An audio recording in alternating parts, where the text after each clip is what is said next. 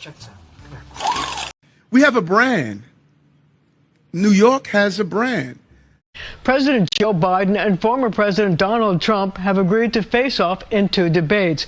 But do New Yorkers really think they need to hear more from the 2 longtime combatants? They're weighing in on your point. Do you think that President Biden and Donald Trump should debate? Actually, yeah. Yes. Oh, yeah. Maybe. I don't really care. Yeah, it'd be awesome. I don't think there's any need. I'd be curious to see each of their mental states. Because it would show up how stupid Trump is. Donald Trump can't behave himself. So therefore they shouldn't debate? He wouldn't agree to any rules. That would be embarrassing because I think Biden will probably run laps around Mr. Trump. I actually love to see them take some type of mental acuity test together. Same test. Yeah? Yeah. Who do you think would win? Hands down. The person who tells the truth. Joe Biden. What? Who do you think would win? Hands down. The person who tells the truth. Joe Biden. I've been looking forward to this. And so I was sort of raised in the Puerto Rican community at home politically. You said in March that you would go to East Palestine, Ohio. You came here. How come you haven't gone to East Palestine yet? Well, I haven't had the occasion to go to East Palestine. There's a lot going on. And let's lay one thing to rest. I may be a practicing Catholic. I used to go to 7:30 Mass every morning in high school and then in college before I went to the black church. But I'm going to shut down the virus. This day, 30 years ago, Nelson Mandela walked out of prison and entered into discussions about apartheid. I had the great honor of meeting him.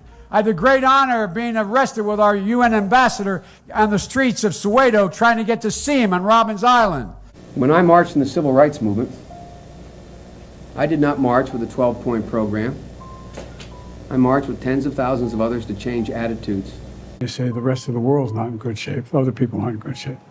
I think inflation has gone slightly up. It was at 9% when I came in. I learned a lot, and I made a lot of friends. Did you ever save anyone's life when you were a lifeguard? Was anyone ever drowning? You did? Yeah, well, half a dozen times. Usually younger kids, but... You do the thing with the whistle and then jump in the bathing suit? And you got it. No kidding. You liar! And so he was up on the board, wouldn't listen to me. I said, hey, Esther, you, off the board, or I'll come up and drag you off.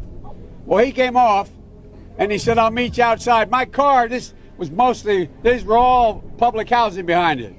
My car, there was a gate out here. I parked my car outside the gate. And he said, I'll be waiting for you. He was waiting for 3 guys in straight razors. Not a joke. Just imagine, I mean it sincerely.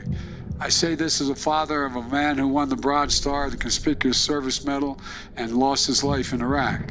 One of the things that I learned early on was that I had a very close relationship with the Greek American community, for real, in the heart. Real, and the church there as well.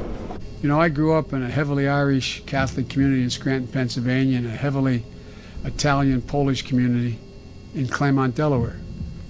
I probably smoked more Parmesan cheese than anyone that you know, I'm sure, Tracy. He is the smartest man I know. I mean, in sort of pure intellectual capacity. Now you see that, I do believe. Folks, you know, the Persian culture is amazing. As a student of the Persian culture, not a practitioner, but a student. I've spent more time in the Bethel AME Church in Wilmington, Delaware than I have than most people I know, black or white, have spent in that church. Because that's where I started I'm serious. I started a civil rights movement. I used to go to 7:30 Mass. I got raised in the black church. Sorry, Napoleon, we're just running a little bit late for some prime rib. Tell Uncle Rico not to wait up for me. I have never discussed with my son or my brother or anyone else anything having to do with their businesses, period. Anyway, besides, I used to drive an 18-wheeler. You know what I do? That's exactly right. We had a lot more to do, though. And I'm going to get those gas prices down again, I promise you. But seriously, True story. So remember when they were desegregating Linfield, the neighborhood? There was, 70 homes built at one suburbia. And I told you, and there was a black family moving in, and there was people who were down there protesting. I told you not to go down there, and you went down. Remember that? And you got arrested, be standing on the porch with a black family. Right. And they brought you back, the police. And I said, yeah, Mom, I remember that. I promise you, if I'm elected president, you're going to see the single most important thing that changes in America is we're going to cure cancer. He's all about disinformation. Pilots come in, he said, I used to fly a plane. Truckers come in, I used to drive a truck. People come in from Minnesota, I used to live in Minnesota. Right? He is so full of shit, this guy.